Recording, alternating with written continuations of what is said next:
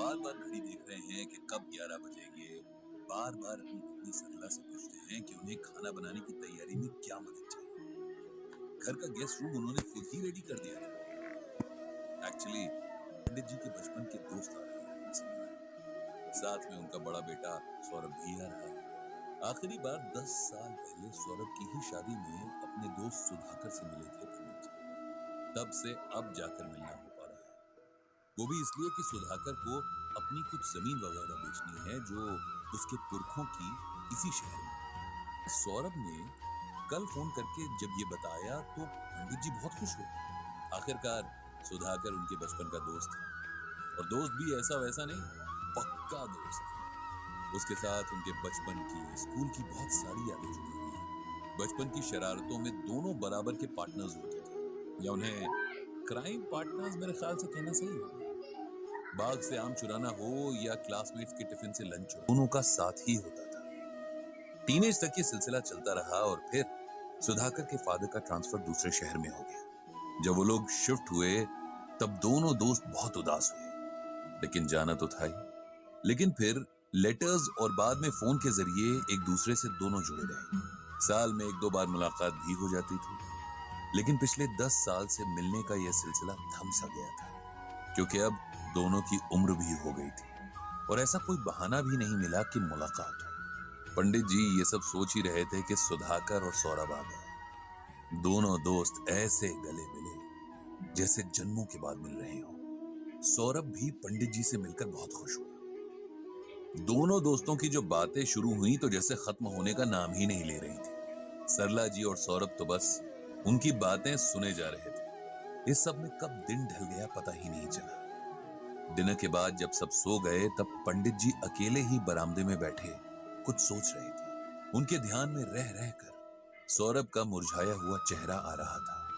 पता नहीं क्यों, लेकिन उन्हें लग रहा था कि सब कुछ ठीक नहीं है, कहीं कोई परेशानी है, वरना सौरभ के चेहरे पर तो हमेशा स्माइल रहती थी। उन्होंने सोचा कि सुबह जरूर सौरभ से बात करेंगे। सुबह जब पंडित जी वॉक पर निकल रहे थे तो सौरभ भी उनके साथ आ गया।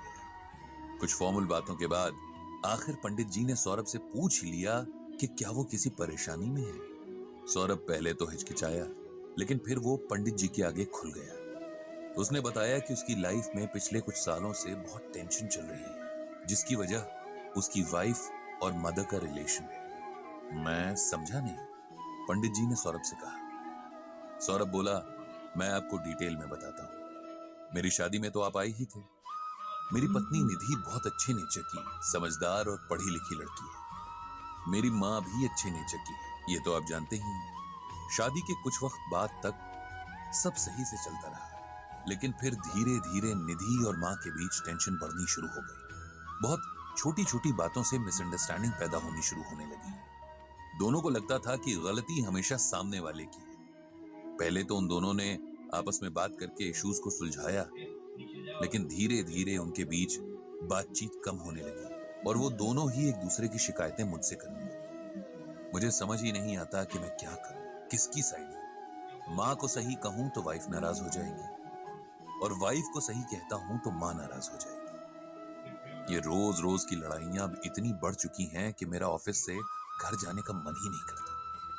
पंडित जी को सौरभ की परेशानी अच्छे से समझ आ गई, लेकिन इसमें उनके दोस्त सुधाकर का रोल समझ नहीं आ रहा था। तुम्हारे पापा इस मामले में कुछ इंटरफेयर नहीं करते क्या? दोनों को समझाने की कोशिश नहीं करते? मेरे पापा का नेचर तो आप जानते ही हो, किसी भी तरह के लड़ाई झगड़े से वो दूर रहना पसंद करते हैं। फिर एज के साथ उनका ब्लड प्रेशर भी बढ़ा हुआ रहता है, इसीलिए हम भी नहीं चाहते कि उन्हें अननेसेसरी किसी टेंशन वाली सिचुएशन में घसीटें। एक ही घर में रहते हैं, इसीलिए पता तो उनको सब कुछ ही है, लेकिन वो सास बहू की लड़ाई में नहीं पड़ते। दोनों में से ना तो किसी को अच्छा कहते हैं ना बुरा। ये कहकर पंडित जी ने लंबी सांस ली। लेकिन ऐसा कब तक चलेगा? किसी न किसी को उन दोनों को साथ बिठाकर बात तो करनी ही पड़ेगी। क्या पता जब वो साथ बैठकर एक दूसरे से बात करेंगी तो उनकी मिसअंडरस्टैंडिंग्स दूर हो जाएं। मैंने कोशिश की थी अंकल, लेकिन कोई फायदा नहीं है। निधि अब उस घर में और रहना नहीं चाहती, और मैं इस उम्र में अपने पेरेंट्स को छोड़ना नहीं चाहता, लेकिन वाइफ को भी परेशान नहीं देख सकता। अब आप ही बताइए मुझे कि मैं क्या करूं। तुम्हारी सिचुएशन देखते हुए मैं तुम्हें गीता से एक श्लोक सुनाता हूँ। इस श्लोक और उसके अर्थ को सुनने के बाद तुम्हें यह समझ आ जाएगा कि तुम्हारे परिवार में हो रही इस कलह का कारण क्या है। इस श्लोक को ध्यान से सुनो। उद्धेर दात मनात्मानम नात्मानम अवसादयेत आत्मैम ह्यात्मनोम बंधुरात्मय वृपुरात्मनः। कुरुक्षेत्र के मैदान में भगवान कृष्ण अर्जुन से कहते हैं कि हे अर्जुन, ये आत्मा ही आत्मा की सबसे प्रिय मित्र है और आत्मा ही आत्मा की परम शत्रु भी है। इसीलिए आत्मा का उद्धार करना चाहिए, विनाश नहीं। जिस व्यक्ति ने आत्मज्ञान से इस आत्मा को जाना है उसके लिए आत्मा मित्र है और जो आत्मज्ञान से दूर है उसके लिए आत्मा ही शत्रु है। अब इसका सिंपल वर्ड्स में मतलब सुनो। हम ये सोचते हैं कि फलाना इंसान हमारा दोस्त है और फलाना दुश्मन। इस सब में हम भूल जाते हैं कि शरीर तो आत्मा चला रही है। दो आत्माओं के पिछले जन्मों के कर्मों के कारण उनके अगले जन्मों में रिश्ते बनते या बिगड़ते हैं। तुम्हारी माँ और पत्नी के कुछ पिछले जन्मों के रिश्ते होंगे, कुछ आपस के हिसाब किताब होंगे जो इस जन्म में भी उनके साथ आए हैं। इसी वजह से दोनों के बहुत समझदार होने के बावजूद ऐसी सिचुएशंस बनती जाती हैं कि उनके बीच सब खराब हो जाता है।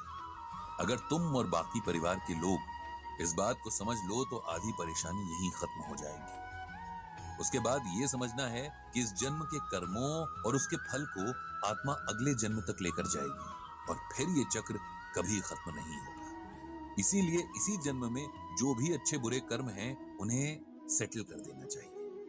जितना हो सके हमें हर किसी में आत्मा देखनी चाहिए और समझना चाहिए कि हर सॉल्यूशन में हमें आत्मा के रोल को देखना है। किसी काम को करते हुए घमंड नहीं करना कि जी मैं ये कर रहा हूं। साथ ही दूसरों के कामों में भी यही सोचना है कि ये उस शरीर को चलाने वाली आत्मा का काम है।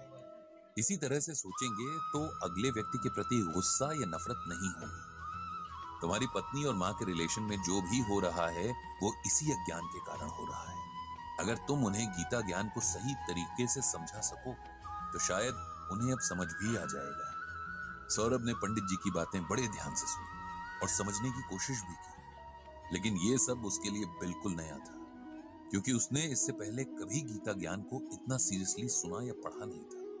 पंडित जी ये बातें जानते थे, इसीलिए उसे गीता को पढ़ने के लिए कहा और जहां समझ ना आए तो उनसे पूछने को कहा। सौरभ ने भी हामी भरी और दोनों घर आ गए और पंडित जी ने भगवान श्री कृष्ण से सबके जीवन में शांति की प्रार्थना की। इस तरह से गीता ज्ञान का ये एपिसोड जो है यहीं खत्म होता है।